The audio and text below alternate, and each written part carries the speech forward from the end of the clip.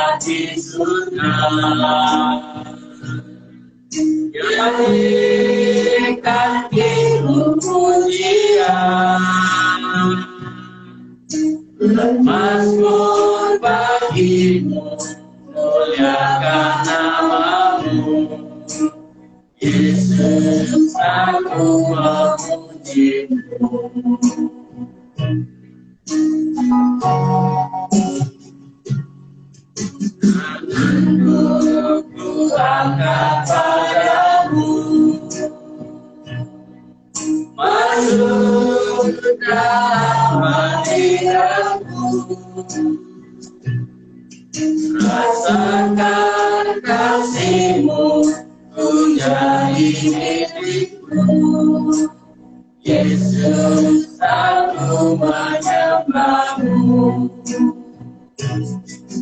Hosana Aku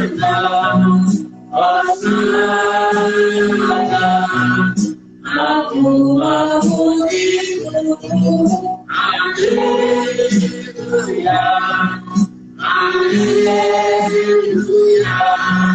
aku menyembahmu.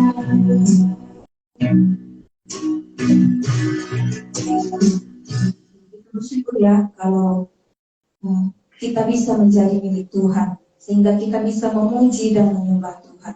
Kita terus menaikkan pujian kita akan bernyanyi dari nomor 509.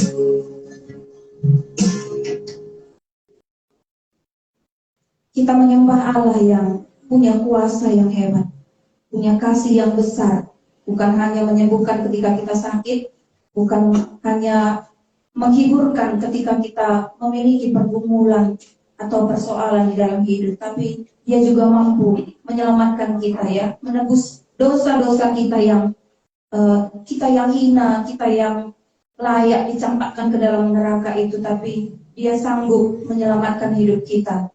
Dia sanggup melepaskan kita dari kuasa dosa itu. Bahkan Dia juga sanggup merancangkan masa depan kita yang kita juga belum tahu seperti apa. Tapi Dia merancangkan masa depan yang baik. Dia memberikan hal yang luar biasa bagi kita ya.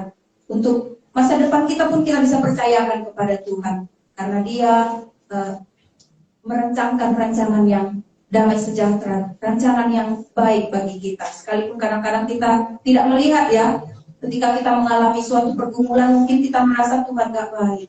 Tapi sebenarnya Tuhan sungguh sangat baik buat kita. Kita naikkan pujian kita akan bernyanyi dari 305.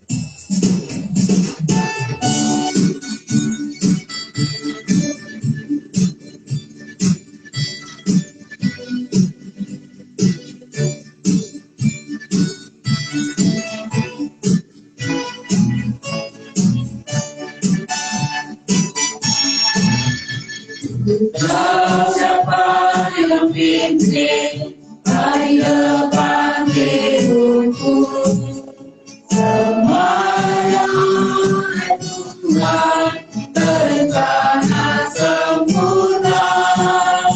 Menghadapi gelombang sepanjang jalan hidupku, ku bersandar pada Tuhan, serahkan semua. Cita-cita hidupku ku serahkan padanya. Apapun yang terjadi, tak perlu ku cemaskan. Walau banyak tentangan sepanjang jalan hidupku, ku percaya firman Tuhan pasti berlaku. Mari kita tundukkan kepala kita bersama-sama berdoa. Tuhan, Engkaulah Allah yang sungguh mengasihi kami. Engkau Allah yang merancangkan masa depan kami. Sekalipun kami tidak mengerti apa yang akan terjadi, tapi kami percaya Tuhan, Engkau Allah yang sungguh sangat baik bagi kami, yang memberikan kepada kami masa depan yang penuh harapan.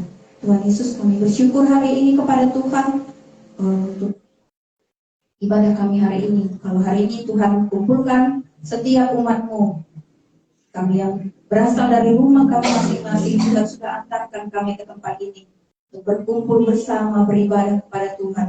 Kami mau memuji nama Tuhan, kami mau menyembah Tuhan, bahkan kami mau mendengar suara Tuhan. Kiranya Engkau yang berkata-kata kepada setiap kami ya Tuhan, supaya firman-Mu itu boleh tetap tinggal di dalam kami, supaya firman-Mu itu boleh menguatkan kami, menghibur,kan kami, meneguhkan kami, mengingatkan kami akan kasih Tuhan yang begitu besar bagi kami. Kami berdoa juga Tuhan untuk hamba-Mu yang Tuhan sudah antarkan di tempat ini. Kiranya Tuhan juga yang akan menolong dia, Tuhan juga yang akan menyatakan firman-Mu baginya, bukan dia perkataan yang daripada Tuhan, supaya itu juga boleh dia nyatakan bagi kami, supaya sama-sama kami boleh diberkati oleh firman Tuhan. Kami berdoa juga Tuhan untuk anak-anak kami yang masih kecil, yang juga belajar firman Tuhan. Kami berdoa untuk anak-anak kami ini supaya Tuhan juga yang akan memberkati mereka di masa muda mereka. Biarlah ada firman Tuhan juga yang boleh berbicara kepada mereka, supaya ketika masih kecil pun mereka boleh punya keyakinan yang kokoh juga bahwa Engkaulah Tuhan yang mampu menebus mereka dari dosa-dosa mereka, yang mampu menyelamatkan mereka. Berkati guru-guru sekolah minggu juga yang akan mengajari mereka. Berikan mereka bahasa yang mudah dimengerti oleh anak-anak itu. Berikan mereka sukacita ya Tuhan ketika mereka melakukan pekerjaan Tuhan. Kami berdoa juga Tuhan untuk saudara-saudara kami yang belum tiba di tempat ini. Kiranya Tuhan juga yang akan menolong mereka kalau ada dalam perjalanan.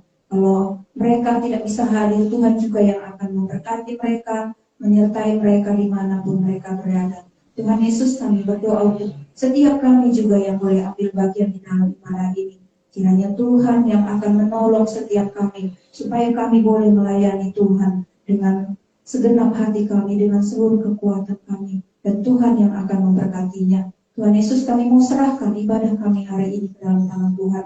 Biarlah Tuhan yang akan memberkatinya. Di dalam nama Tuhan Yesus, kami berdoa dan mengucap syukur. Amin. Baik, kita akan masuk ke ruang kesaksian. Bagi saudara-saudara yang ingin menyaksikan firman Tuhan atau kebaikan Tuhan, atau yang sudah ditunjuk, boleh bersiap setelah ini ya. Kita akan menyanyikan lagu pujian kita dari nomor 140.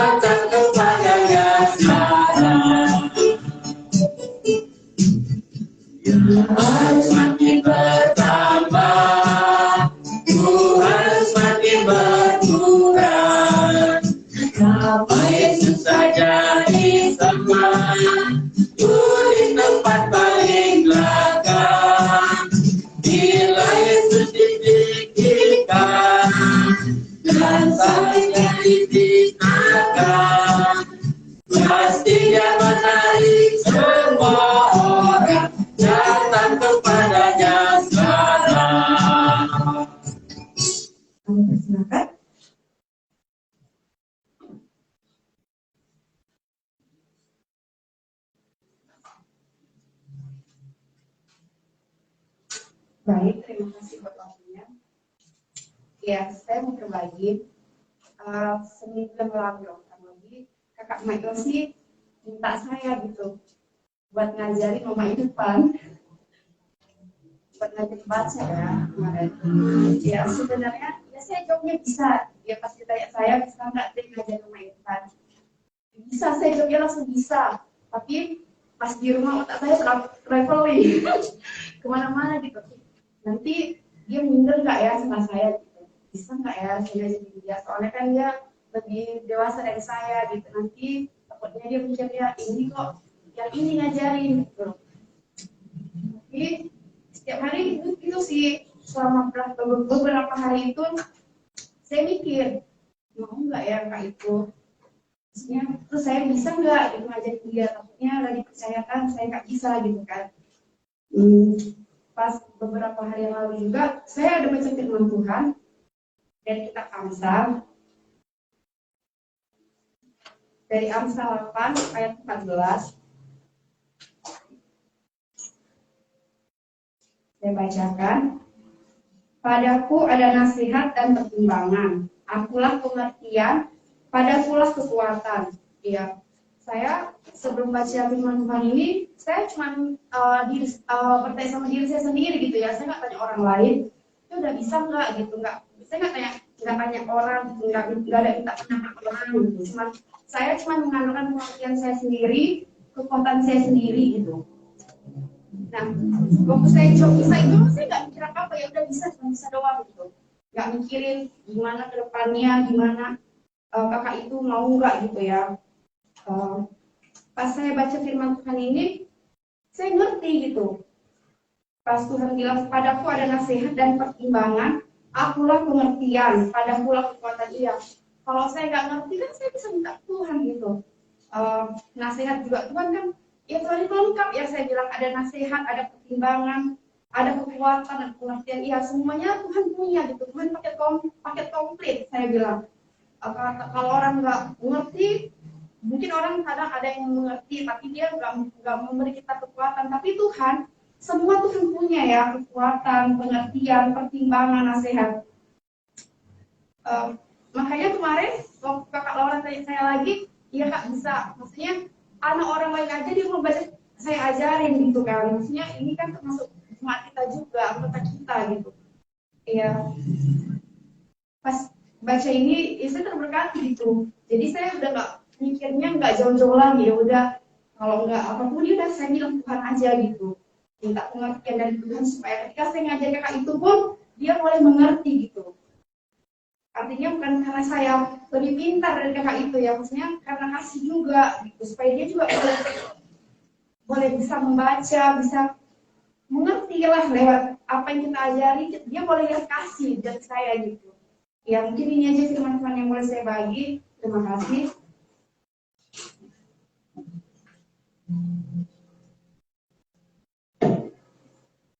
Terima kasih buat kesempatannya di sini.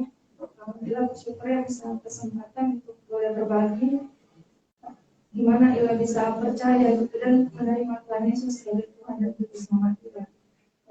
Ila punya background dari keluarga yang memang terlahir Kristen gitu.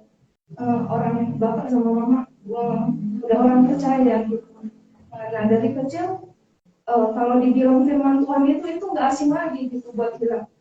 Dimana di sekolah minggu gitu diajarkan juga firman Tuhan, banyak firman Tuhan gitu. Di rumah pun diajarkan juga sama mama sama bapak firman Tuhan, dan di sekolah pun ada juga diajarkan firman Tuhan gitu. Jadi firman Tuhan itu di telinga Ila itu udah nggak asing lagi gitu. Nah pada saat Ila kecil itu firman Tuhan itu yang Ila tahu, Ila hanya sebatas tahu gitu saja gitu, akan firman Tuhan itu gitu, hanya sekilas saja tahu firman Tuhan gitu. Singkat cerita di tahun 2015 di situ ada diadakan SIL kemarin, SIL-nya di Kuala, SIL itu sekolah Injil Liburan. Nah di situ untuk mengikuti SIL itu kemarin dari diri Ila sendiri memang nggak ada kemauan gitu, nggak ada hati Ila untuk pengen ikut SIL gitu, tapi karena disuruh mama sama bapak makanya Ila ikut SIL itu gitu. Nah di situ pun Ila nggak serius gitu dengar firman Tuhan gitu. Di sana belajar firman Tuhan pun Ila tetap kayak mengeraskan hati gitu. Adanya memang firman Tuhan yang berbicara gitu sama Ila, tapi Ila tetap mengeraskan hati Ila gitu.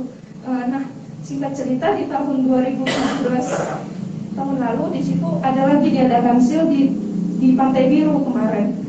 Di situ Ila memang kepengen pada saat itulah Ila mau mengambil keputusan gitu untuk menerima Tuhan Yesus gitu. Tapi memang ada setiap saat gitu hati Ila terus mengeraskan hati gitu.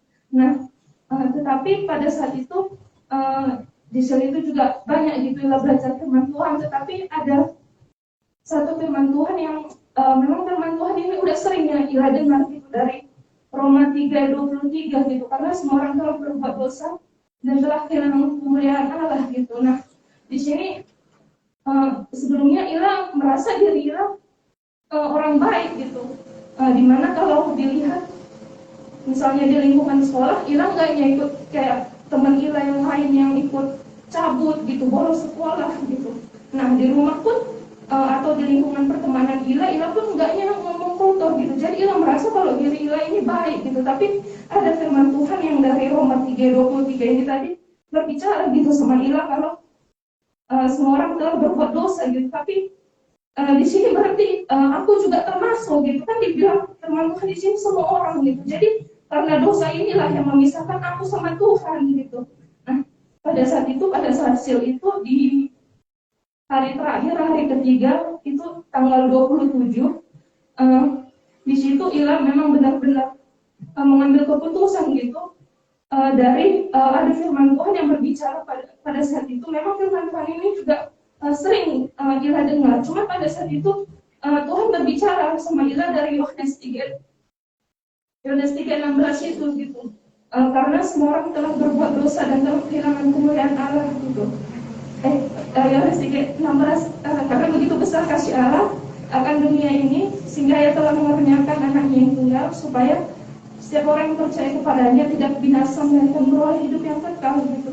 Nah, ada satu pribadi gitu yang mau mengaruniakan anaknya yang mau mati di kayu salib gitu untuk menebus dosa Ila gitu. Seharusnya Ilanya yang tadi harus disalibkan itu gitu, tapi ada Tuhan Yesus gitu mau mati menebus dosa Ila gitu. Dimana pada saat itu firman Tuhan itulah yang menjadi pertobatan Ila gitu. Firman Tuhan itu yang berbicara sama Ila. Nah, di malam seal itu Ila memang mengambil keputusan gitu untuk mengundang Tuhan Yesus gitu masuk ke dalam hati Ila gitu. Ini Ila yang orang berdosa tadi gitu. Ila lakukan semua dosa-dosa Ila sama Tuhan gitu pada saat itu. Nah, setelah itu beberapa hari kemudian gitu, setelah tanggal 27 Desember itu kemarin yang Ila mengambil keputusan menjadikan Tuhan Yesus sebagai Tuhan dan Juru Selamat Ila. Di situ beberapa hari kemudian setelah lahir baru itu gitu, di situ nggak langsung spontan gitu, ada perubahan yang dimana Ila langsung kayak baik gitu, taat saat teduh gitu, enggak gitu. Cuman di situ memang benar-benar Ila berjuang juga gitu, dimana rasa kemalasan ini itu terus kayak membuat Ila terus-terusan malas gitu. Tapi Ila di situ mengingat gitu gimana kasih mula-mula itu gitu, ada Tuhan Yesus gitu yang mau mati untuk Ila gitu. Nah, itu juga yang membuat Ila bisa berjuang terus gitu ketika Ila mengingat kasih mula-mula itu gitu.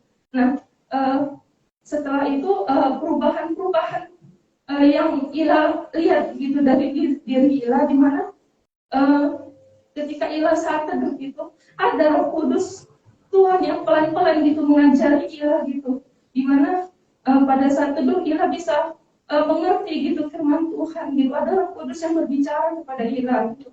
Kemudian ketika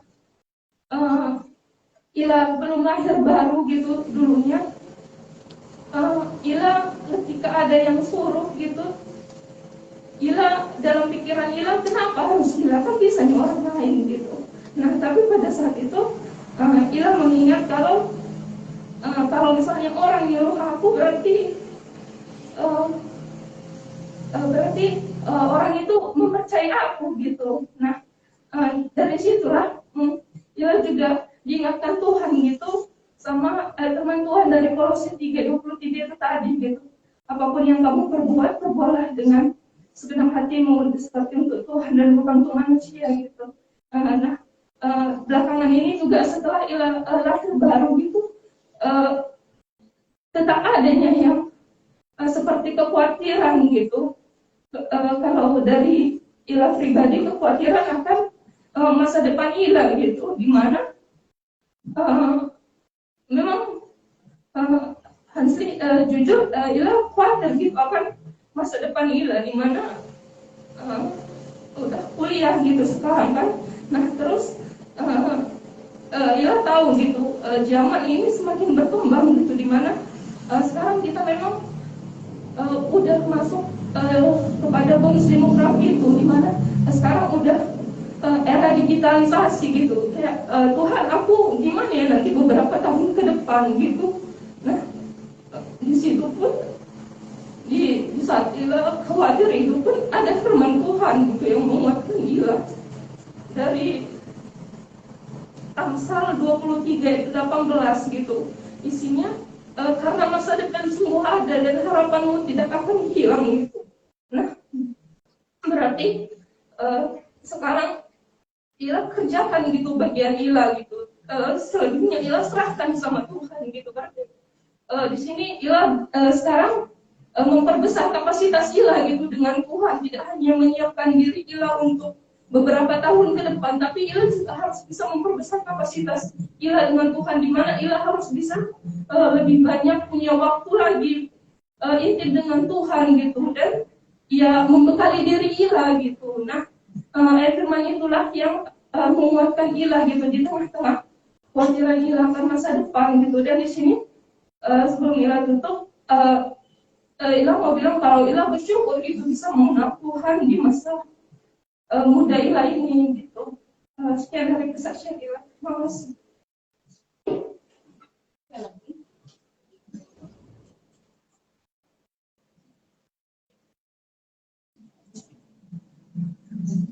Ya, kita bersyukur ya ketika ada firman Tuhan yang disampaikan, ada orang-orang yang Tuhan tarik ya, ada orang yang mungkin merasa dirinya baik, ada mungkin orang yang sudah tahu dia jahat gitu, tapi semuanya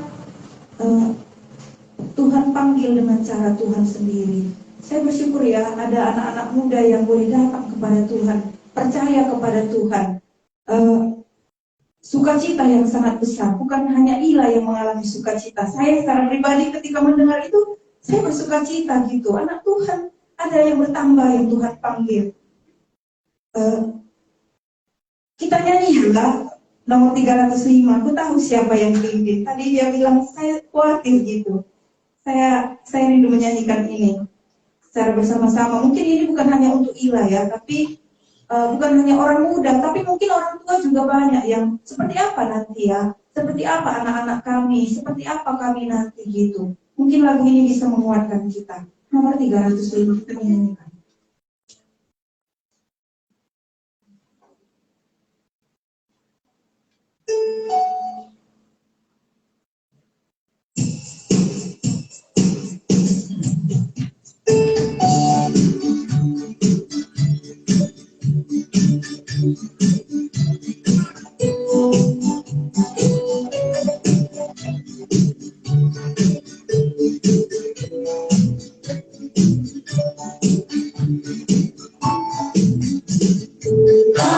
Siapa yang pimpin hari depan hidupku?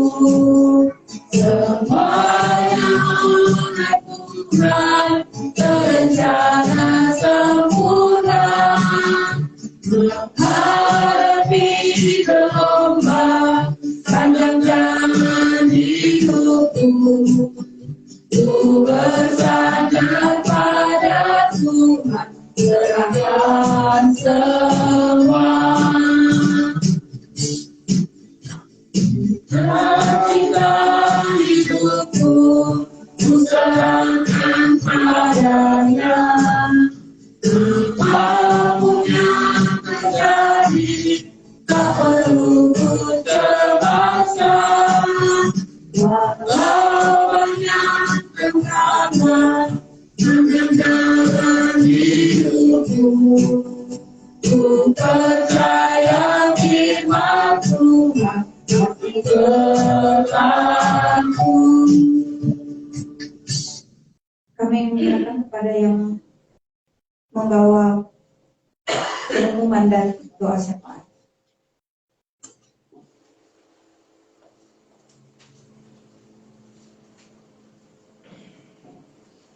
Baik, mari kita buka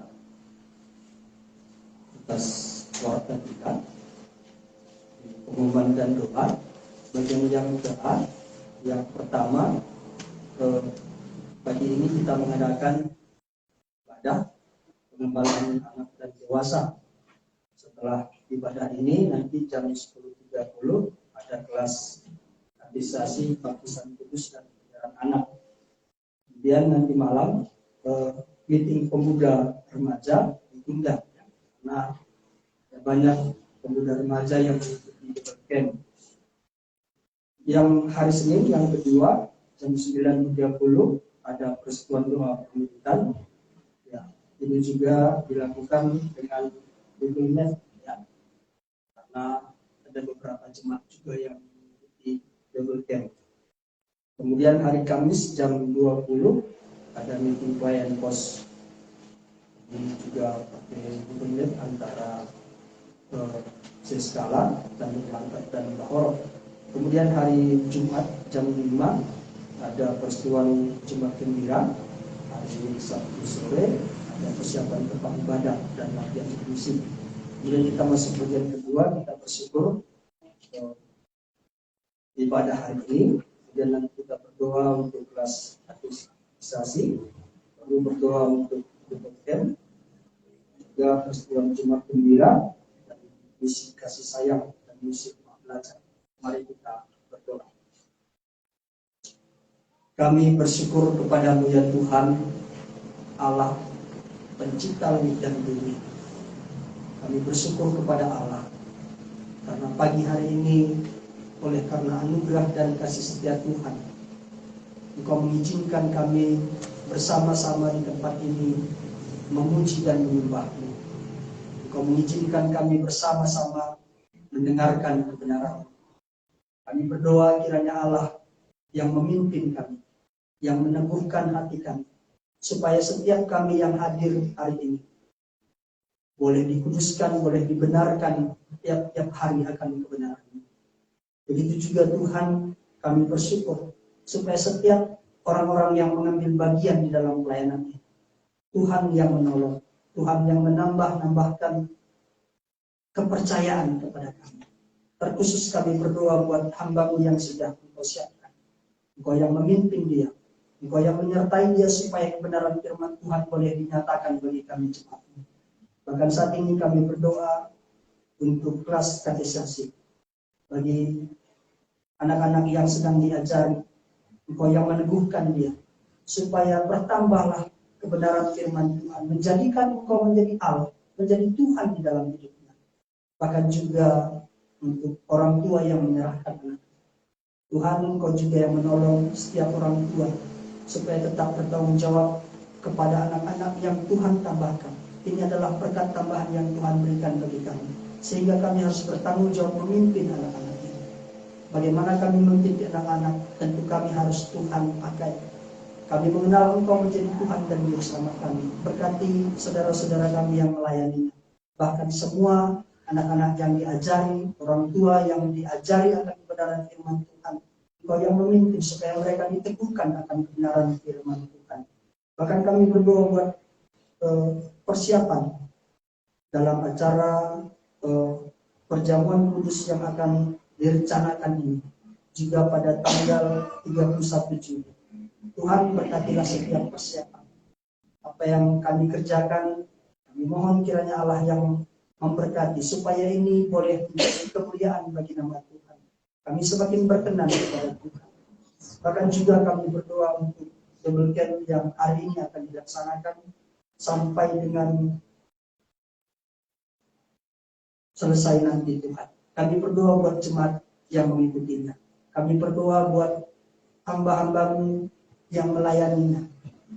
Tuhan kiranya menolong supaya setiap orang yang boleh mendengar firman Tuhan boleh dibenarkan, boleh ditarik oleh kebenaran firman Tuhan, dipindahkan Tuhan dari kerajaan maut itu kepada kerajaan-Mu yang kekal.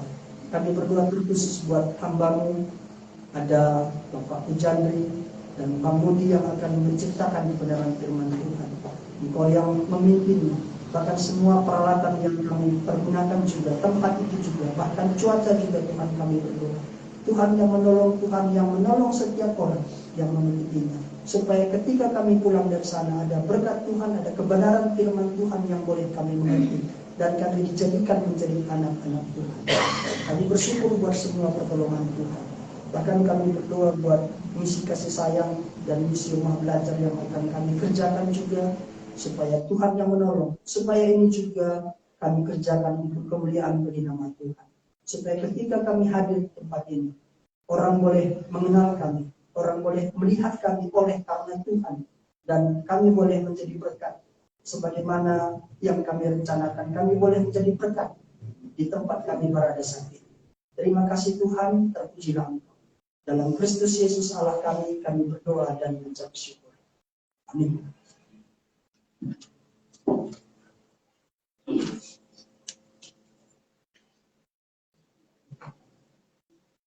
Baik, kita akan menyiapkan hati kita akan mendengarkan firman Tuhan.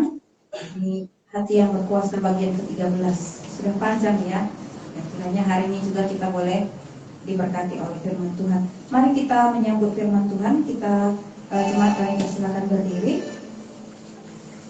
Kita akan menyanyikan lagu yang di kertas lagu kecil yang tadi sudah dibagikan.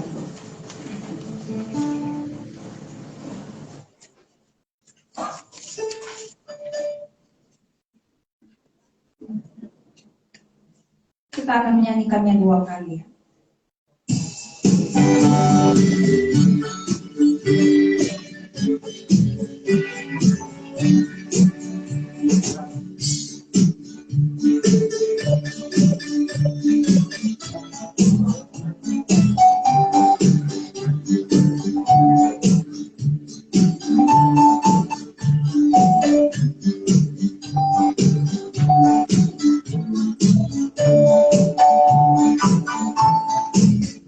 Karena Isa ini buatan Allah, diciptakan Kristus Yesus untuk melakukan pekerjaan baik yang dipersiapkan Allah sebelumnya. Dia mau supaya kita hidup, Dia mau supaya kita hidup, Dia mau supaya kita hidup di dalamnya.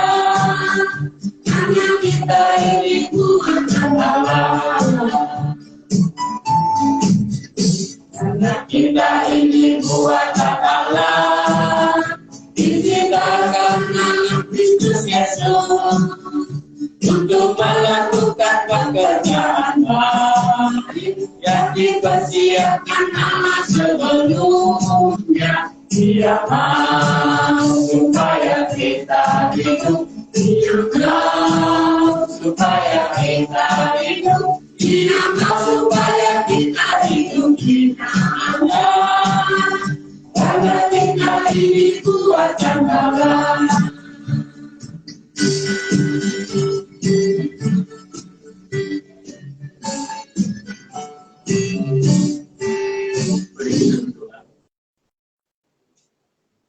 Betapa bahagianya kami ya Tuhan, kami boleh mengenal Tuhan, mempercayai Tuhan, memiliki kehidupan yang kekal. Kami diciptakan baru, dibentuk dalam rancangan Tuhan, supaya hidup kami ini berguna bagi kerajaan surga. Kami bersyukur kepadamu, mengingat kebaikan Tuhan ini, kami boleh beribadah. Hari ini kami ada di sini, kami mendengarkan suara Tuhan, kami mengakui Tuhan, bahkan kami rindu semuanya untuk melayani Tuhan. Hanya berbicaralah Tuhan dalam hati kami, pakai hamba-Mu yang terbatas, dan dalam firman-Mu berkuasa di tengah-tengah kami. Roh Kuduslah yang bekerja, supaya apa yang kami dengar hari ini sungguh nyata dalam hidup kami. Terpujilah Tuhan, dalam Kristus Yesus kami berdoa. Amin. Silakan duduk.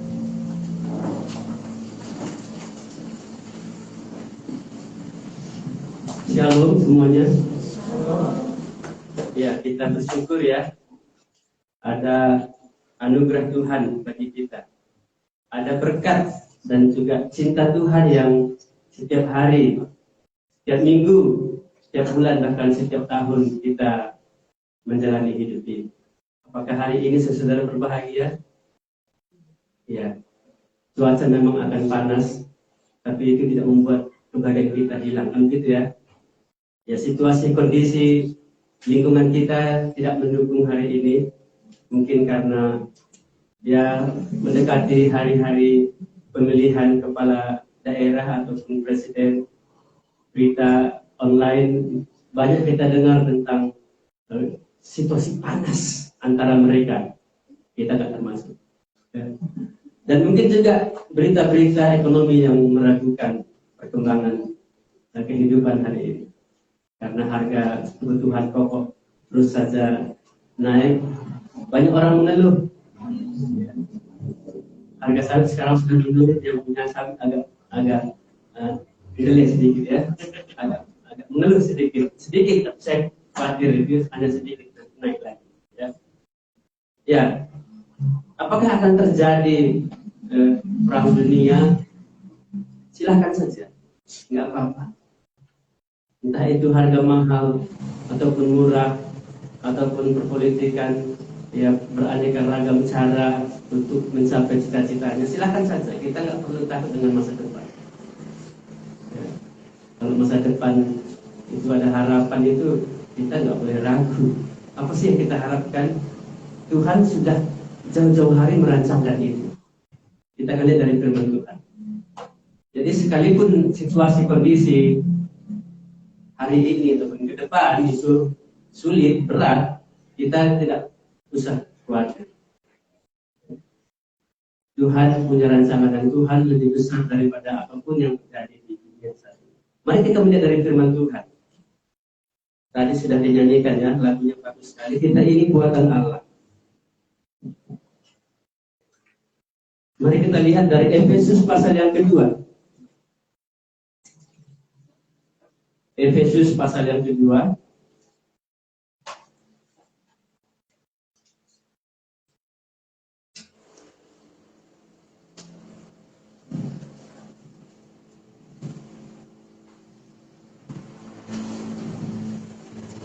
Ayat yang ke-10.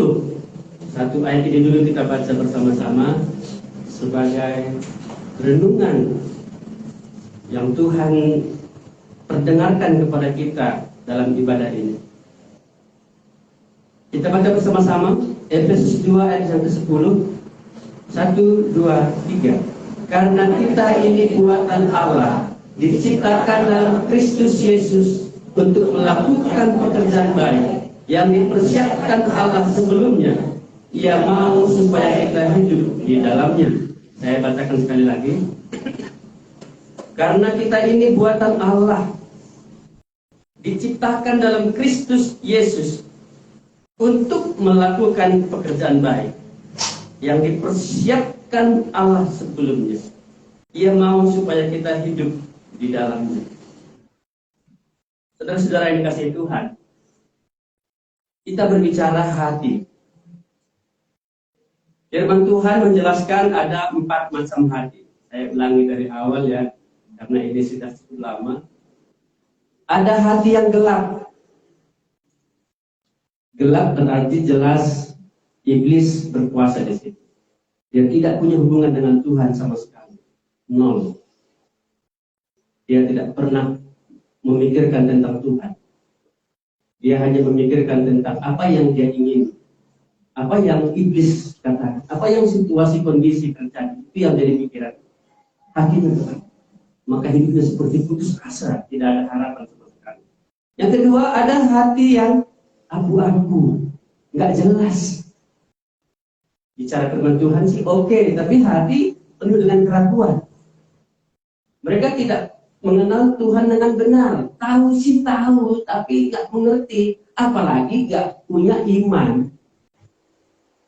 Ini saya, ini Tuhan. Saya tahu tentang Tuhan, tapi saya jauh dari Tuhan. Kalau yang tadi memang sama sekali nggak ada Tuhan, ya gelap. Akulah pusat hidup ini. Itu yang gelap. Ini ada abu-abu, ada Tuhan tidak tahu, tapi ya Tuhan masih jauh. Dia di surga, saya di dunia. Tuhan tak terbatas, saya sangat-sangat terbatas. Nah ini orang yang abu-abu. Yang ketiga itu ada hati yang baru. Hati yang baru itu hati yang terang. Sudah mulai terang. Dia punya hubungan dengan Tuhan. Sudah ada terang ini di dalam hidupnya. Entah dia datang sama Tuhan atau Tuhan mendatanginya, terjadi kehidupan baru, lahir baru, hati baru. Di sini ada hubungan yang begitu erat dengan Tuhan. Sudah ada harapan. Dia sudah memiliki sebuah keputusan hidup dan dia akan bersama Tuhan di dunia ini. Dia sudah punya iman. Dialah anak-anak Allah. Dialah yang akan mewarisi kerajaan sorga itu. Betapa indahnya Dari sekarang ini kita sudah menjadi anak-anak Allah dan diberikan kepercayaan oleh Allah untuk mewarisi apa yang Allah sediakan. Ya. Tapi ada satu lagi hati yang keempat yang kita pelajari, yaitu hati yang berkuasa. Hati yang berkuasa ini yaitu mereka yang sudah bersama dengan Tuhan, dia bertumbuh, dia menjadi besar, menjadi dewasa, dan akhirnya dia mampu untuk mengatasi berbagai masalah. Dia bisa untuk melakukan pekerjaan Tuhan. Jadi bukan sekedar dia punya hubungan dengan Tuhan, bukan sekedar kenal Tuhan, bukan sekedar jadi anak Tuhan, tapi dia dipercayakan untuk melakukan banyak hal. Tuhan berikan kuasa itu. 1, 2, 3 kita bicara tentang pengertian hati yang berkuasa. Bagaimana Tuhan sendiri yang memberikan kuasa itu dengan memberikan firman-Nya, roh-Nya, kasih sendiri yang diberikan dalam hidup kita waktu kita percaya. Jadi waktu kita percaya menerima Yesus, itu sudah Tuhan berikan. Hanya waktu itu kita kan masih baru percaya, masih bayi rohani, itu belum punya kekuatan. Kekuatan bayi itu nggak ada kecuali nangis. Tapi kalau sudah menjadi anak, menjadi besar, dewasa, oh anak punya kekuatan luar biasa. Ya. Anak itu sebenarnya sama dengan bapaknya. Ya. Putra, mahkota itu akan mewarisi semuanya. Nah, 1, 2, 3 itu adalah bagaimana kuasa itu menjadi nyata dalam hidup kita dan itu digunakan untuk apa? 1, 2, 3 berbicara tentang hal itu. Lalu 4 dan 5 itu hati berkuasa ini bisa mengatasi iblis, kuasa kegelapan. Yang dahulu merajai kehidupan, sekarang dia ketakutan karena ada kuasa ini, iblisnya pergi. Kami menginjak ular dan keleceking. Udah aja dipijak, saudara ya. Saudara pernah pijak ular? Ya, terjadi pernah dipijak? Enggak ya, enggak berani ya. Pakai sepatu bot pijak saya bisa diatasi, bisa diatasi. Yang penting dulu dipijak ya kan, ya, jangan langsung kayak ini ya, bisa diatasi. Lalu 5, 4, 5, 6 dan 7 itu kita bicara bagaimana kita mengatasi diri sendiri ini, egois ini, yang kesukaannya ya, memuaskan hasrat hati, keinginan. Pusatnya adalah si hati, itu bisa diatasi dengan mudah. Kalau kita mengandalkan diri sendiri, kita sebenarnya akan banyak menderita. Tapi manusia kan punya harga diri, tapi itu bisa diatasi. Ada roh Tuhan, ada kasih Tuhan, ada firman Tuhan yang Tuhan berikan kepada anak-anak Tuhan, sehingga mereka bisa mengatasi masalah diri sendiri. 7, 8, 8, 9 ya. Pada waktu itu kita berbicara soal bagaimana kita mengatasi dunia ini, dunia dengan segala keinginannya ini, segala godaannya ini. Banyak orang berkata dunia ini berjahat. Oh, kita bisa atasi. Kita bisa menang loh terhadap godaan dunia ini. Ya, hanya kita jangan serupa dengan mereka. Kalau serupa ya pasti kita kalah. Firman Tuhan sudah berikan kuasa itu. Waktu kita percaya, waktu kita menerimanya, Tuhan sedang mempersiapkan kita untuk mengatasi berbagai masalah. Bahkan yang terakhir itu kita bicara, kita bisa mengatasi berbagai pencobaan. Karena ada sekaligus pada iblis datang, si aku yang juga tergoda, dunia mengurumuni saya. Apa kata dunia? Juga bisa diatasi dengan mudah. Saya yakin kalau sudah selesai dalam tahap ke-10 itu, kita sudah bisa melakukan pekerjaan kita. Apakah ada di antara kita masih berkumpul dalam hal ini?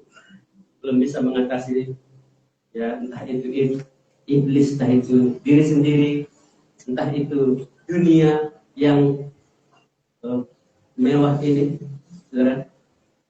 Kita ingat kembali firman Tuhan ini. Apa dikatakan firman Tuhan? Karena kita ini buatan Allah, saudara. Kita ini buatan Allah. Kata buatan Allah ini bukan sembarangan. Buatan manusia, kita katakanlah mobil, daya tahannya berapa tahun? Yang sudah punya mobil pasti tahu. Kita punya sepeda motor, handphone berapa tahun lalu? Berapa tahun dia? Dipakai itu bisa 5 tahun, sudah hebat itu. Buatan siapa? Kalau buatan Allah, saudara. Saya coba tanya, saudara, bumi ini siapa yang ciptakan? Masih ada ya? Meskipun dipijak-pijak orang, nggak masalah. Memang bumi itu dipijak ya, nggak masalah. Tuhan sudah ciptakan itu lagi sekarang. Saudara, berapa usia bumi hari ini? Tanya Tuhan lah. Kapan Tuhan ciptakan? Ya, saya juga nggak tahu. Ya, ada orang mengatakan, ya usia bumi saat ini sekitar 1,5 miliar tahun. Wah, saya nggak bisa bayangkan.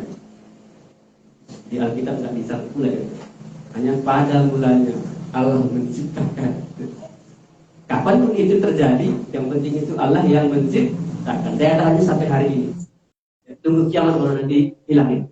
Baca kitab Wahyu. Apa? Matahari bulan bintang kapan? Berapa lama saudara itu? Masih ada ya? Masih ada. Buatan siapa? Buatan siapa? Buatan apa?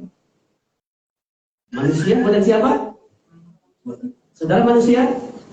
Ini buatan Allah. Hanya namanya beda-beda dari dulu ke sekarang. Tapi tetap manusia. Tapi ini lebih daripada manusia yang diciptakan Allah pada zaman Adam. Lebih daripada itu. Ini adalah manusia diciptakan dalam Kristus Yesus. Saudara, kalimat berikutnya dikatakan karena kita buatan Allah diciptakan dalam Kristus Yesus. Ini yang membuat kita lebih berkualitas daripada manusia lama, Adam dan Hawa itu. Waktu diciptakan dalam Kristus Yesus ini berbicara soal manusia baru yang Allah siapkan, Allah rancangkan untuk satu kehidupan yang kekal yang sampai di sorga. Kehidupan yang bisa mengatasi berbagai masalah. Kita ini buatan Allah itu yang diciptakan dalam Kristus Yesus, bukan yang diciptakan dari debu tanah. Allah mengambil debu tanah dan membentuknya dan memberikan nafas itu, jadilah makhluk hidup. Itulah ada. Tapi waktu kita menjadi manusia baru diciptakan dalam Kristus Yesus, Allah nggak pakai dari debu tanah. Dari mana kita dicipta? Sebagai orang Kristen yang sudah lahir baru harus tahu dari mana kita dicipta. Kita dicipta dari firman Tuhan. Dari firman Tuhan. Makanya pada waktu firman Tuhan berbicara kepada kita, disitulah kita memiliki sebuah kehidupan baru. Dan Allah memberikan rohnya tinggal dalam kita menjadi manusia baru. Jadi kualitas manusia yang diciptakan oleh firman, oleh Allah dalam Kristus, yang diberikan Roh Kudus, itu jauh lebih berkualitas daripada manusia-manusia yang ada sekarang ini. 6 miliar penduduk dunia hari ini, kalau saudara-saudara yang betul-betul sudah lahir baru, yang diciptakan dalam Kristus Yesus, saudara sedang berada di atas kami, meskipun masih muda. Meskipun kita masih baru, tetapi kehidupan kita jauh lebih tinggi daripada manusia di dunia hari ini. Jadi karya manusia hari ini dalam teknologi, dalam bidang ekonomi, keuangan, kita tak perlu takut. Kita ada di atas. Kita takut dengan kehidupan tahun 2045, bagaimana nanti mereka menguasai Indonesia. Kita tak perlu takut. Kita punya kehidupan sampai selama-lamanya hidup kekal. Kapan akhirnya kita nggak tahu, cuma kita yakin dengan penuh gembira kita hidup di dunia ini. Kehidupan kita bukan terbatas, tapi tidak terbatas. Kita nggak tahu apa yang terjadi tahun 2024. Selain waktu pemilihan begitu sakit, tapi kita nggak usah khawatir seperti apapun nanti. Tapi kita nggak boleh tutup mata, kita harus mengerti situasi itu. Tapi kita nggak takut dengan situasi itu. 2030, 2045 banyak rancangan-rancangan yang negatif kita dengar. Kalau nanti betul Indonesia pisah, saya di Sumatera, ada yang di Jawa, ada yang di Kalimantan, silahkan, gak masalah. Usah bingung perkara ini, jalani saja, kita ada bersama Tuhan. Tuhan punya rancangan jauh lebih indah. Apa yang dia rancangkan? Mari kita waktu kita diciptakan baru itu, diciptakan Kristus Yesus itu tujuannya ada satu, untuk melakukan pekerjaan baik, saudara. Orang yang belum lahir baru, orang yang belum diciptakan Kristus Yesus, dia punya satu perbuatan baik, tetapi bukan yang disiapkan oleh Allah. Ini sebaliknya kalimat berikutnya. Yang dipersiapkan Allah sebelumnya, ini beda perbuatan baik yang ini berbeda. Perbuatan baik yang satu ini bisa kita lihat dalam gambaran hati yang berpasal ke-13 ini, yaitu Dia melayani Tuhan. Dia punya hati untuk melayani. 11, 12, 13 kalau kita ikuti, tapi selama ini kita nggak ikuti ya karena sedikit berbeda. Ya. 11, 12, 13 itu bicara hati yang melayani. Bagaimana Tuhan sendiri menaruh dalam hati anak-anaknya itu hati untuk melayani. Apa itu melayani? Memberi diri kepada orang lain. Kebaikan manusia, perbuatan baik manusia itu ada tujuannya untuk diri sendiri. Saya mendatangi pesta misalnya ya, supaya nanti kalau saya berpesta, mereka juga datang. Itu perbuatan baik dari manusia. Dia berharap ada imbalan. Dia berharap ada jasa, ada upah dari orang kepada siapa dia berbuat baik. Makanya kita nggak pernah mengunjungi pesta orang yang nggak mengundang kita.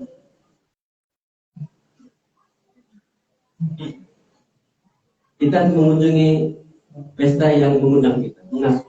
Karena kita kenal dia, wah dia perlu bantuan ini, pokoknya dia perlu support.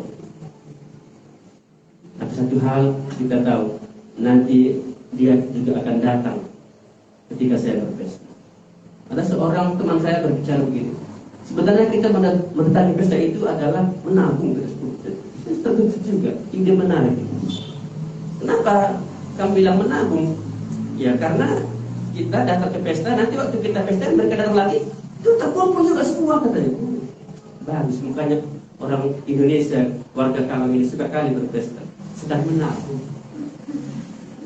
Beda dengan melayani, lainnya memberi diri itu gratis, memberi diri itu berarti dia siap untuk tidak dilayani.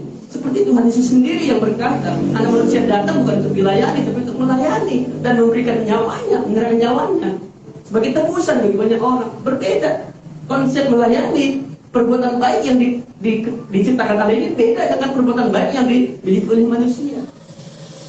Saya tidak tahu perbuatan baik yang mana hari ini yang kita pegang.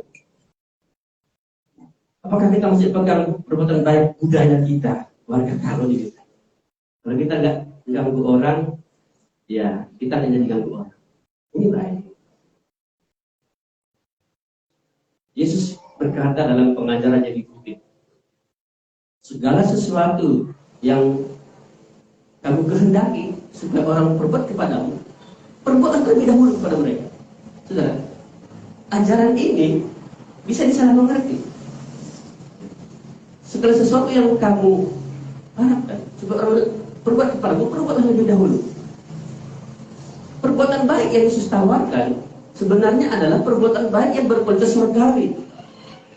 Supaya ketika kita berbuat baik, orang lain melihat itu dan mereka berbuat seperti yang kita buat. Hari ini gereja, anak-anak Tuhan mesti berada di atas angin. Supaya kita gereja menjadi contoh bagaimana berbuat baik. Bukan perbuatan baik yang dari manusia yang diajarkan Tuhan, tapi perbuatan baik yang dari surga. Apakah hari ini kita sudah bisa melayani? Melayani itu berbeda, saya katakan dalam poin yang hati ke-12 pada waktu itu. Hati yang ke-11 berbeda. Melayani yang dirancang manusia beda dengan yang dirancang Allah. Allah sendiri punya kualitas. Bagaimana ia datang dari surga, datang ke dunia ini untuk memberikan gambaran, contoh bagaimana berbuat baik. Bagaimana melayani, memberi diri kepada orang lain. Sejauh mana ke gereja hari ini melakukan perbuatan baik itu? Sejauh mana ke gereja hari ini melayani? Belajar dari Tuhan Yesus Kristus ketika dia ada di dunia ini. Nah, bagian yang hari ini kita diingatkan kembali betapa pentingnya kita memahami ketika kita diciptakan dalam Kristus Yesus. Saudara, salah satu di situ artinya kita sedang diperlengkapi oleh Allah supaya kita bisa berbuat baik. Karena dikatakan dalam ayat itu yang dipersiapkan Allah sebelumnya, Ia mau supaya kita hidup di dalamnya. Jadi Allah dalam Kristus Yesus sedang memperlengkapi kita, sedang mempersiapkan kita melakukan pekerjaan baik dengan kekuatan-kekuatan surgawi. Saya berkali-kali katakan ada 3 kekuatan yang kita miliki sebagai anak Tuhan, orang percaya yang beriman. Kita punya firman. Firman adalah kekuatan yang besar sekali. Iblis bisa dikalahkan dengan firman. Dunia bisa dikalahkan dengan firman. Diri sendiri bisa dikalahkan dengan firman. Firman seperti pedang bermata dua. Pedang roh itu bisa mengatasi semua masalah. Dan ini yang kita miliki hari ini. Kalau ada orang mengaku beriman tapi nggak punya firman, nggak punya kekuatan.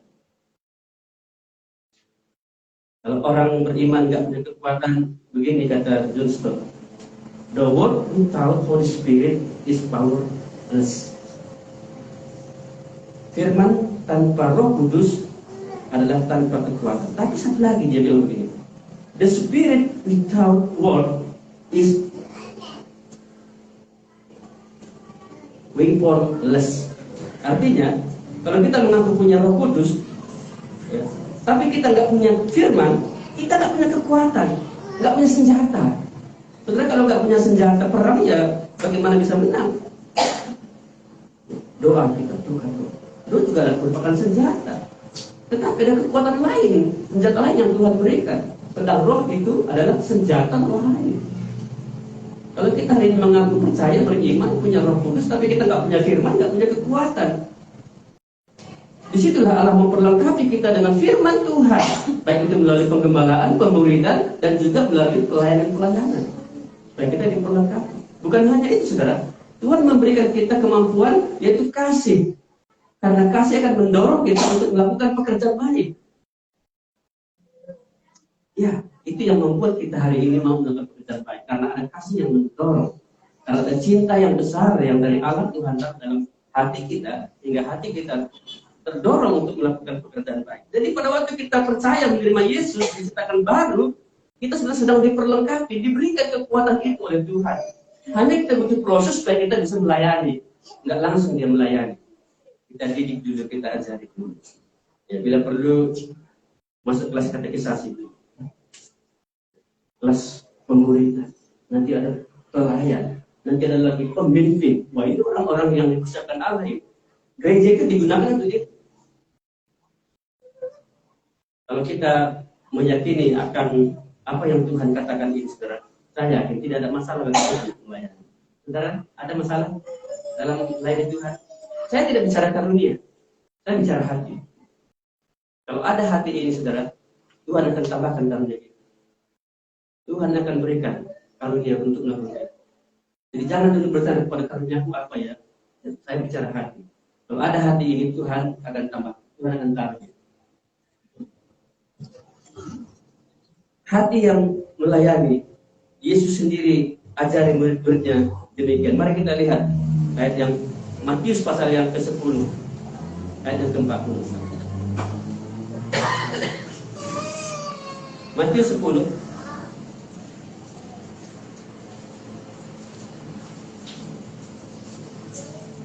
Ini pada waktu Yesus mengajar murid-muridnya, memperlengkapi mereka dengan lebih sungguh-sungguh lagi. Setelah murid-murid dipanggil dan murid-murid diberi kuasa, diperlengkapi sebelum mereka diutus, ada janji Tuhan yang begitu indah. Ini yang mendorong kita untuk mau melayani. Ada banyak orang berkata melayani itu berat. Yang memberi diri kepada orang lain berarti akhirnya bagaimana? Kalau dia mencintai diri sendiri, firman Tuhan katakan dia akan kehilangan nyawanya. Tapi kalau dia membenci nyawanya di dunia ini, dalam bahasa lain, kalau dia betul-betul mau melayani Tuhan, sehingga dia tidak mengikuti apa keinginan hatinya, dia akan memperoleh. Dan orang yang melayani Tuhan itu akan dihormati. Apa yang terjadi kalau kita melayani Tuhan? Mari kita lihat Matius pasal yang ke-10. Di akhir pengajaran Yesus kepada murid-murid ini, dia memberikan pesan yang indah ini. Saya kira ini akan mendorong kita untuk melayani Tuhan. Kita baca. Kita baca bersama-sama 3 ayat ini, 40, 41 dan 42. 1, 2, 3. Barang siapa menyambut kamu, ia menyambut aku. Dan barang siapa menyambut aku, ia menyambut dia yang mengutus aku.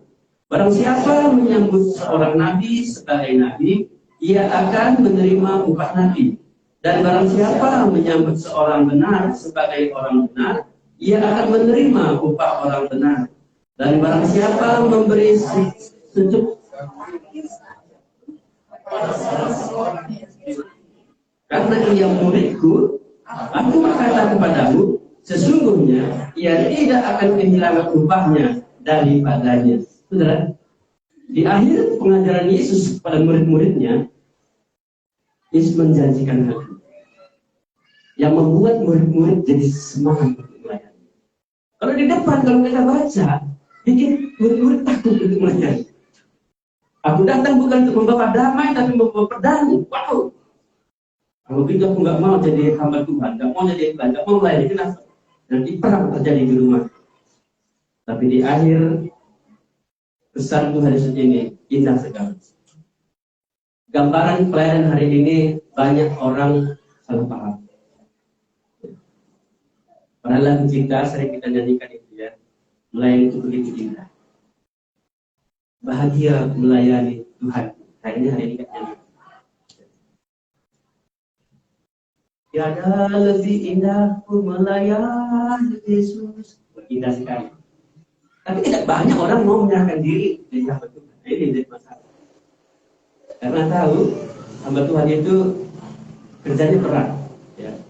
Kalau karyawan 8 jam 8, jam 4 sore selesai, pulang bebas. Kalau hamba Tuhan jam berapa pelayanannya? Kalau ada lebih daripada 24 jam sehari semalam dia masuk itu. Seorang dokter saya tanya, kenapa dok nggak buka lagi klinik? Bagaimana saya buka klinik? Kapan saya tidur? Katanya. Seorang dokter pikir kesehatan, karena dokter kesehatan dia pikirkan kesehatannya, dia nggak mau lagi bikin jam dinasnya malam-malam. Dia sudah bikin jadwalnya hanya siang hari saja. Saudara-saudara, tidak banyak orang yang mau menjadi hamba Tuhan karena jam kerjanya sangat banyak sekali. Ada banyak orang harus meninggalkan ayah ibunya, meninggalkan saudaranya, meninggalkan hartanya, meninggalkan teman-temannya, meninggalkan kesukaannya, meninggalkan hobi untuk melakukan pekerjaan baik yang Allah persiapkan. Itu namanya melayani, memberi diri kepada orang lain. Orang lain itu siapa? Tuhan pasti yang utama. Dan sesuatu kita lakukan untuk Tuhan. Nah, melayani itu seringkali dianggap sebagai tugas pendeta. Padahal semua jemaat yang sudah beriman itu sudah diberikan benih untuk melayani. Hanya karena mereka tidak diperlengkapi, karena mereka tidak dibimbing, diajar dan dimuridkan, mereka tidak tahu mengerjakan pekerjaan. Melayani bukan hanya tugas pendeta. Melayani memang ada karunia melayani. Tetapi untuk mengerjakan pekerjaan baik itu, saya kira semua anak-anak Tuhan melakukan pekerjaan baik. Amin. Pekerjaan baik yang Anda siapkan itu bukan pekerjaan baik seperti selera kita. Gereja Nusa itu kan karena kita melayani seperti selera kita, bukan seperti yang Tuhan inginkan. Ada banyak orang melayani karena berharap upah dari lembaga, upah dari orang, upah dari teman-teman. Berupa apa? Bukan hanya materi, tapi perhatian, dukungan, semangat. Kita berharap orang lain mendukung kita, mendoakan kita. Saudara, tidak demikian dalam bagian firman Tuhan ini. Kita nggak pernah berharap apapun dari manusia. Sebagai hamba Tuhan ya, yang melayani, Tuhan memberitahukan kita rahasia besar ini. Meskipun orang-orang mengabaikan seorang hamba Tuhan, seorang pelayan, mungkin banyak orang menganggap itu adalah kelas menengah ke bawah, karena mereka anggap ya mungkin tentara adalah kelas besar, dokter kelas besar, tapi kalau pendeta, oh dia kelas menengah, ya kalau dia nggak maju ke bawah. Saudara-saudara, gereja dianggap sepele hari ini karena gereja nggak bisa melakukan pekerjaan baik. Padahal siapa saja yang memberikan pekerjaan baik, sekalipun dia kecil, saudara. Kita ambil contoh dari ayat 42 itu, Yesus memberikan gambaran. Dan barang siapa memberi air sejuk secangkir saja pun kepada salah seorang yang kecil ini karena ia muridku, aku berkata kepadamu, sesungguhnya ia tidak akan kehilangan upahnya daripadanya. Sudah memberi air secangkir ya, air sejuk itu. Lalu berget gitu. Yesus memperhatikan bagaimana seorang melayani hanya dengan memberi air sejuk secangkir saja. Aqua gelas yang 60 ml itu, 600 ml itu 2 gelas. Separuh aja dia kasih, saudara. Tuhan catat, Tuhan ingat. Pelayanan yang kita lakukan sekecil apapun, Tuhan ingat. Mungkin orang nggak ingat. Mungkin yang kita layani itu juga nggak ingat. Tapi Tuhan ingat. Begitu besarnya perhatian Tuhan kepada hamba-hamba Tuhan, kepada pelayan Tuhan, kepada mereka yang melayani itu. Makanya arah dan tujuan hidup kita sudah berubah. Waktu kita diciptakan baru, sudah berubah. Kita nggak lagi berharap kepada manusia. Kita nggak lagi berlindung dalam naungan manusia. Kita memandang kepada Tuhan. Kalau dikasih kita terima. Tapi kalau nggak dikasih jangan diminta. Mengapa? Tuhan sudah tahu apa yang terbaik. Seorang prajurit nggak usah pusing dengan hal-hal kehidupan. Ada jenderal yang memikirkan itu. Pemimpinnya sudah mengatur itu.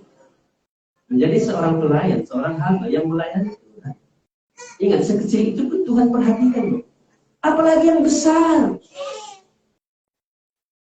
Karena itu kita waktu melayani Tuhan, kita jadi semangat. Karena apa? Perhatian Tuhan begitu fokus kepada hamba-hamba Tuhan. Kepada mereka yang melayani Tuhan. Sekalipun dunia tidak menghiraukan, teman-teman mungkin mengabaikan. Tetapi Tuhan memandang hebat. Ini ayat 40. Barang siapa menyambut kamu, ia menyambut aku. Yesus mensejajarkan hamba-hambanya itu dengan Tuhan Yesus sendiri. Makanya kita di Tanah Barat sangat membanggakan hamba Tuhan ya. Karena ini dikatakan adalah Tuhan sendiri sudah datang. Pada waktu hamba Tuhan datang ke rumah, disambut dengan tari-tarian. Paling tidak makanan. Saya datang ke rumah jemaat warga Toba ini. Dia siapkan gelas yang besar. Saya tanya, Pak, kenapa besar kali gelasnya? Ini untuk pendeta. Yang lain kecil-kecil. Mungkin dia hafal Matius 10 ayat 42 itu. Dia kasih penuh. Karena dikatakan air sejuk secangkir besar. Pasti Pak Pendeta capek. Oh iya betul, terima kasih. Saya harus habiskan. Karena dia berjuang untuk itu, saya juga berjuang menghabiskan. Penyambutannya kepada hamba Tuhan begitu luar biasa. Tapi saya nggak tanya waktu itu, apakah Bapak lihat saya datang ini, apakah Tuhan Yesus sudah datang ke dalam hati Bapak? Saya nggak tanya. Tapi itulah hatinya betul-betul. Orang tua ini sangat-sangat mengharapkan, sangat-sangat melihat siapa menyambut hamba Tuhan, berarti dia menyambut Tuhan sendiri. Iya. Apakah kita punya hati seperti itu? Tuhan katakan demikian, mensejajarkan hambanya dengan Tuhan, bahkan dengan Bapa di surga sendiri, saudara.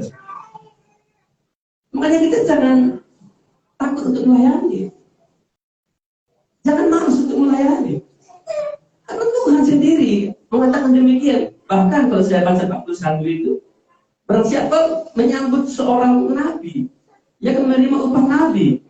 Barang siapa menyambut seorang benar sebagai orang benar, dia akan menerima upah orang benar. Saudara, waktu kita melayani, Tuhan anggap itu seperti nabi, saudara.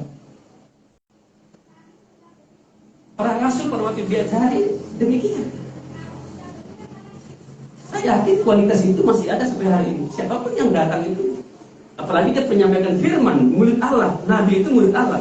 Oh, ini nabi. Memang dalam jabatan nggak lagi dipakai hari ini, tapi dalam hati yang melayani ini nabi, suara Allah, murid Allah, orang benar, saudara. Payah mencari orang benar zaman ini.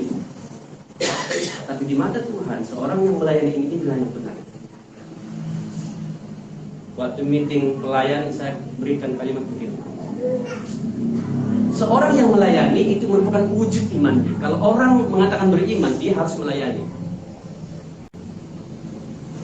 Artinya, hubungan dengan ayat ini adalah sebelum kita melayani, sebenarnya kita belum disebut sebagai orang benar, saudara. Kalau kita punya banyak firman di otak kita, di hati kita, sudah belajar memulihkan begitu banyak, tapi kita tidak ada melakukan pekerjaan baik, kita melayani, kita belum disebut orang benar. Mau mau gelar tinggi-tinggi, mau STH, MTH, DTH, apalagi FTH, Profesor Teologi, kalau ada.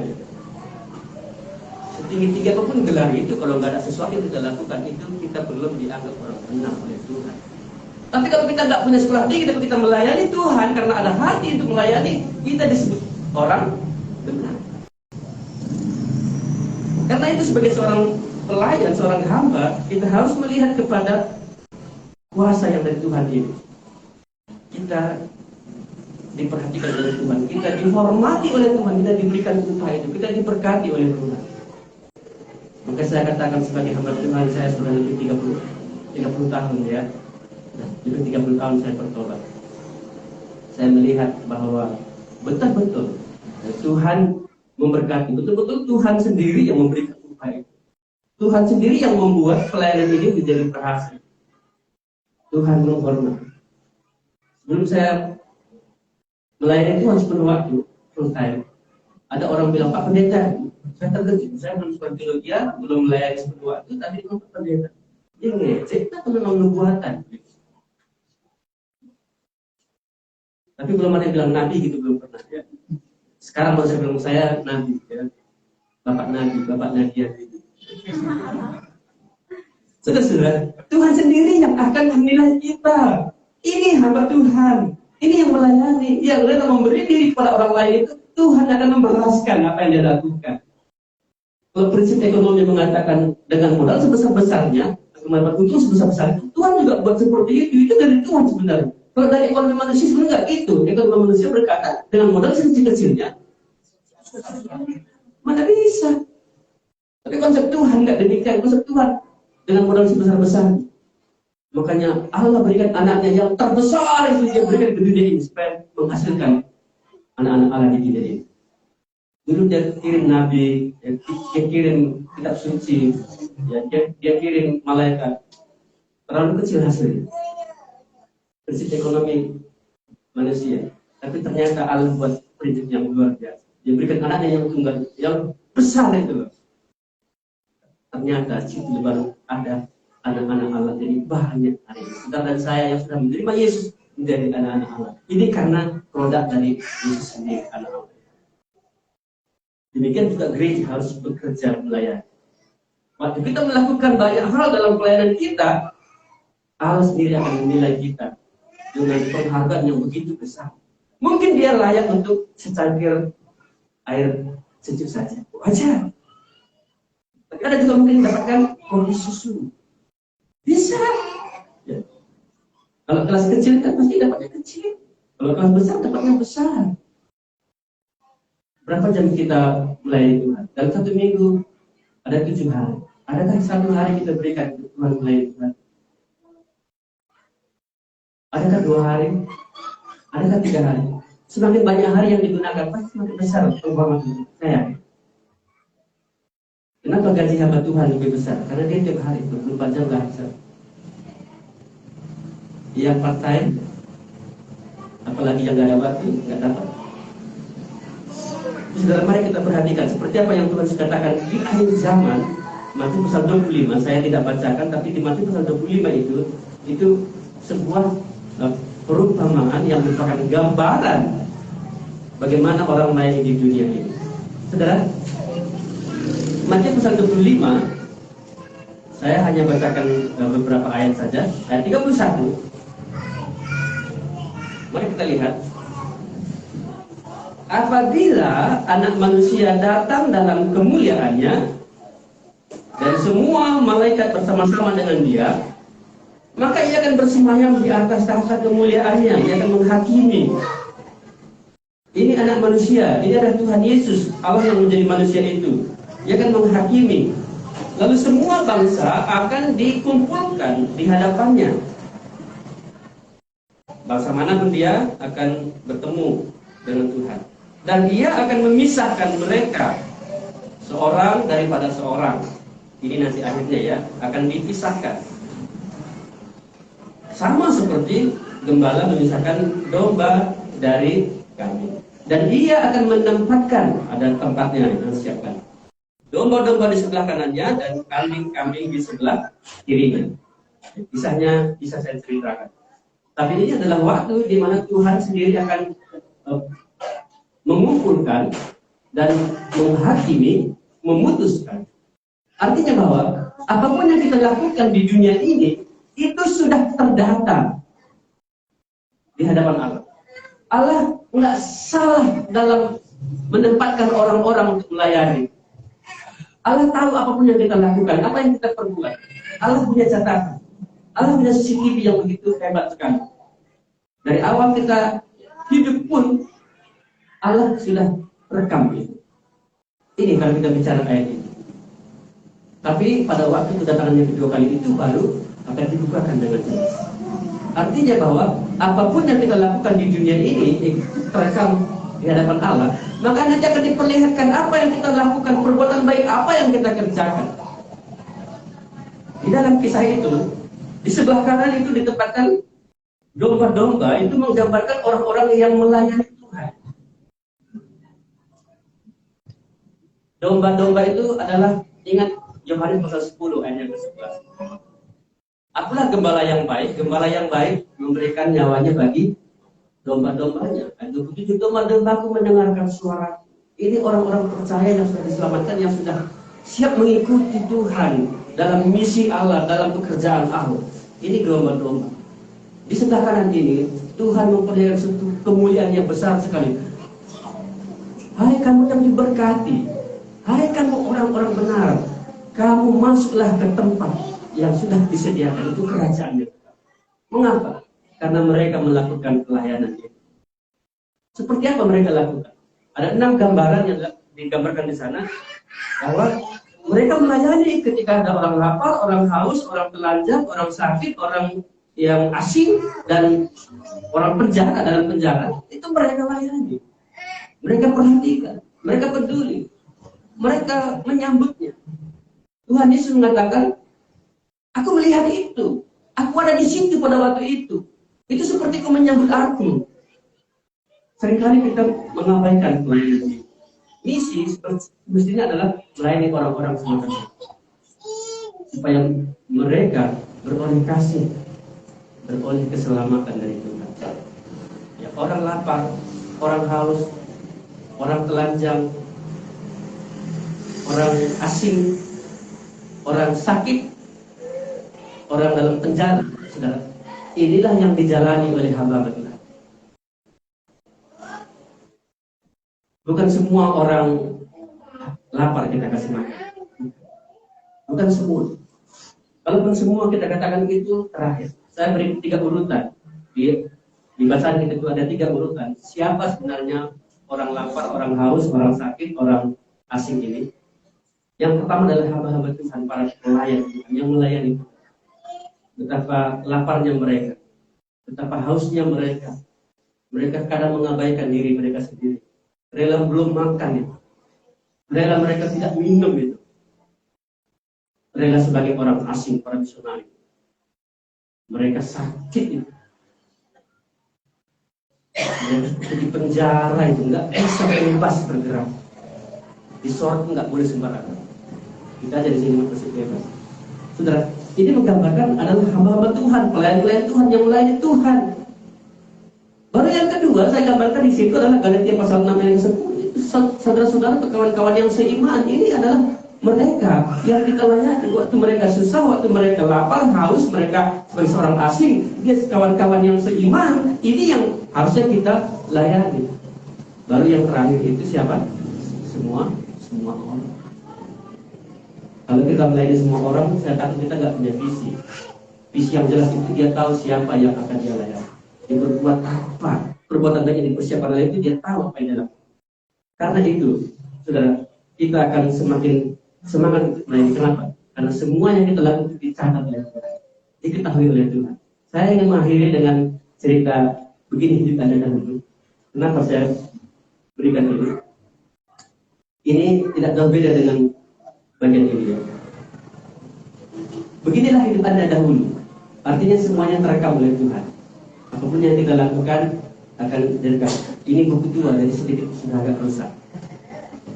Ada seorang ya, yang kaya, punya mobil, punya rumah, dan punya harta yang melimpah. Dia setiap hari bersenang-senang karena kekayaannya, kemewahannya. Dia memuaskan hatinya. Dia punya istana sendiri dan dia memiliki kekuasaan sendiri.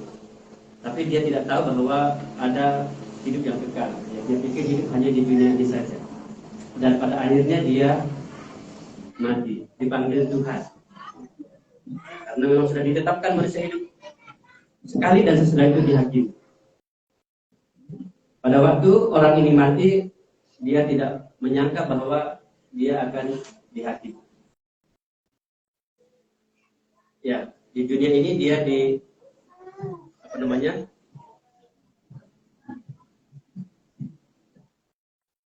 diliturgikan sesuai dengan aturan, dan orang berkata, oh dia orang baik. Mungkin di dunia ini dia baik, tapi penghakiman Allah itu yang adil. Ketika hari penghakiman tiba, bagaimana nanti orang ini akan dibangkitkan? Apakah masuk ke dalam kekekalan atau masuk ke dalam hukuman? Nah, ini, saudara. Lalu di sana dibuka kitab kehidupan dan kitab perbuatan, apa yang dia lakukan di dunia ini. Semuanya sudah tercatat. Ini akan terekam apa yang dilakukan di dunia ini. Allah tidak pernah salah dalam mencatat atau merekam, memutuskan perkara. Di hadapan pengadilan Kristus, semua orang akan dihakimi satu persatu mereka. Dan bagaimana mereka ini akan menerima bagian mereka masing-masing. Dan ketika diperlihatkan kehidupan mereka, apa yang terjadi, ya, Kristus akan memanggil satu persatu itu, dan malaikat akan menunjukkan apa yang sudah dilakukan manusia di dunia ini. Jadi seperti inilah hidup Anda dahulu dicatat oleh Allah. Ya, ini mungkin waktu dia masih kecil, bayi ya, masih imun-imun. Biasa dia tidak tahu menangis ataupun mungkin tertawa. Itu pun dicatat oleh Tuhan. Ya. Lalu dia pada masa remaja juga dicatat. Semuanya dicatat oleh Tuhan. Pada masa mudanya juga dicatat oleh Tuhan. Jadi memang seperti Alkitab tadi, ya, itu sudah terekam di hadapan Allah. Makanya dia tunjukkan hal itu. Nah, ini semuanya data-data kita juga ada di sana ya. Namanya juga dicatat, tanggal lahirnya juga dicatat semuanya, karena memang apa yang diperbuat orang itu di dunia ini akan terekam. Orang yang kayak tadi yang sudah mati tadi, dia terkejut kenapa kok ini semuanya dicatat. Dulu nggak ada yang menasihati, karena dia nggak ikut pemerintah. Dia ingat, oh itu saya waktu itu di gereja, betul memang di gereja, tapi pikirannya bukan pada firman, hatinya bukan pada firman, tapi kepada apa yang dia inginin. Ya. Mungkin suka bola ya bola, atau dia suka main game ya main game. Ya. Oh diperlihatkan juga bagaimana waktu itu dia menolak firman, dia nggak mau percaya, dia nggak mau terima. Ya pasti ketika waktu itu saya lagi galau. Ya ternyata itu pun dicatat oleh Tuhan. Ya akhirnya dia menyesal. Ya, tapi menyesal di kemudian hari nggak ada guna apa lagi, sudah di hadapan tahta dia nggak ada gunanya. Dia hanya akan dihukum. Ya, ketika buka kitab kehidupan ternyata memang namanya nggak ada. Ada kitab kehidupan, ada kitab perbuatan juga yang dicatat oleh Allah. Ya namanya tidak ada kata malaikat. Karena itu mau nggak mau dia harus disingkirkan. Ya. Dia disingkirkan. Orang ini akan dibuang ke dalam lautan api yang sudah disiapkan seperti ayat yang ke-46 ya. Nah, dan bagaimana orang itu mengalami siksaan yang berat sekali. Terlihat tidak ada sesuatu yang bisa diandalkan dalam hidupnya. Dari perbuatannya pun tidak ada, apalagi dari namanya memang tidak ada. Tapi ini ada gambaran yang lain ya. Ini hidup Anda bisa begini. Nah, ini orang yang sudah menerima Yesus, dia percaya ada firman Tuhan, dia sadar orang berdosa dan menerima Yesus, dia bertobat, terjadi sebuah kehidupan baru sehingga dia begitu berbahagia dan dia menjadi anak-anak Allah itu. Nah ternyata dalam hidupnya sudah diubahkan Tuhan, dia sudah mulai rajin beribadah, dia berdoa, dia membaca firman, dia juga melayani, mengunjungi orang sakit, dia juga mendoakan banyak orang. Nah, ini adalah pekerjaan baik yang Allah persiapkan itu, sehingga pada waktu dia mati, ya pasti ya semua orang akan mati, itu kata Tuhan. Dan ketika dia mati, ternyata dia seperti ayat yang kita baca tadi, itu dia mendapatkan tempat yang layak masuk dalam kerajaan yang kekal itu di surga untuk menerima mahkota itu. Nah, inilah gambarannya. Surga atau neraka itu sebenarnya sudah dijelaskan. Pada waktu orang percaya beriman dan dia melakukan pelayanan, ia sudah disiapkan tempat yang layak. Saudara, kita hari ini sudah bisa mengerti. Kalau kita sudah diciptakan dalam Kristus yang baru, Tuhan berikan benih itu, kita bertumbuh dan kita bisa melayani. Di situ saudara kita melakukan pekerjaan itu. Nanti Tuhan catat semuanya itu. Mungkin sekretaris gereja tidak mencatat apa yang kita lakukan, tapi Tuhan punya sekretaris akan mencatat semuanya itu. Rekaman Tuhan itu ada. Rekaman Tuhan itu akan sama. Karena itu kita semakin giat untuk melayani. Karena apa? Karena memang Allah rencanakan kita untuk melayani Tuhan. Itu adalah apa tujuan hidup kita hari ini. Yang kedua, bahwa apa yang kita lakukan itu Tuhan hormati. Tuhan sendiri yang akan memberikan upahnya. Jangan khawatir. Apapun yang kita kerjakan yang terakhir tadi itu akan diperlihatkan nanti oleh Tuhan.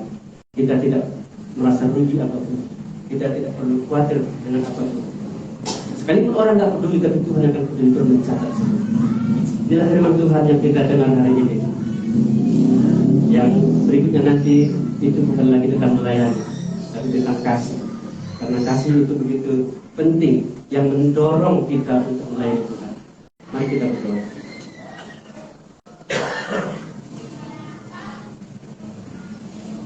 Tuhan Yesus, terima kasih karena Engkau Allah yang memberikan kepada kami kehidupan yang baru, sehingga hati kami seperti hati Tuhan. Waktu kami percaya kepada Tuhan, menerima Tuhan, kami diberikan hati itu, hati yang baru, supaya kami pada akhirnya melayani seperti Tuhan melayani kami, seperti Tuhan mengasihi kami, seperti Tuhan mengampuni kami. Hari ini kami melihat bagaimana Tuhan menghendaki supaya kami melayani dengan melakukan pekerjaan baik itu. Hari ini Tuhan, bukalah hati kami, yakinkanlah kami supaya semuanya kami melakukan pekerjaan baik ini yang sudah Allah persiapkan ini. Kami akan mendapat penghormatan dari Tuhan. Semua akan dicatat oleh Tuhan. Kami yakin itu tidak akan sia-sia. Meskipun kami merasa lelah, capek, meskipun kami kehilangan, berkorban untuk melakukan pelayanan ini, memberi diri kepada orang lain, kami percaya Tuhan melihat itu. Karena itu buatlah hati kami hari ini berkobar-kobar untuk melayani, melakukan pekerjaan baik yang Allah siapkan ini.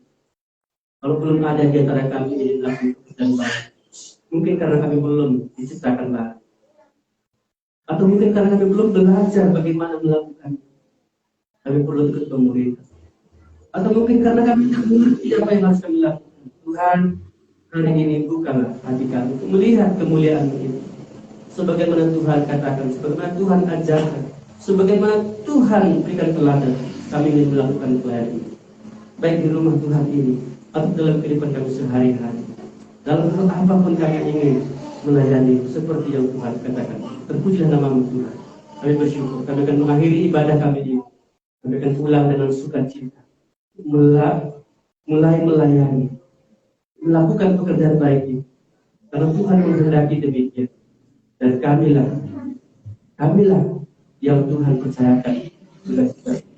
Terpujilah Engkau Tuhan. Terpujilah nama-Mu sampai selama-lamanya.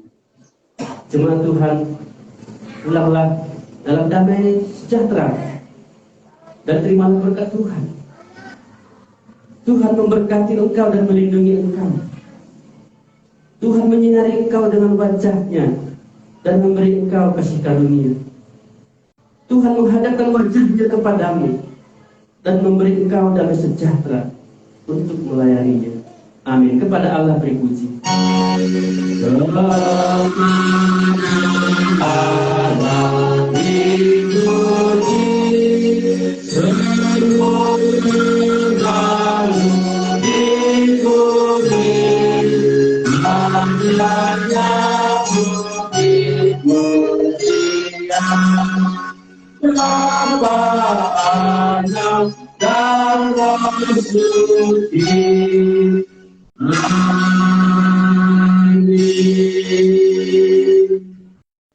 Baik, sampai di sini pada kita hari ini. Terima kasih.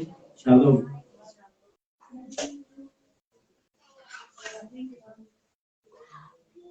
Ya, bagi yang berangkat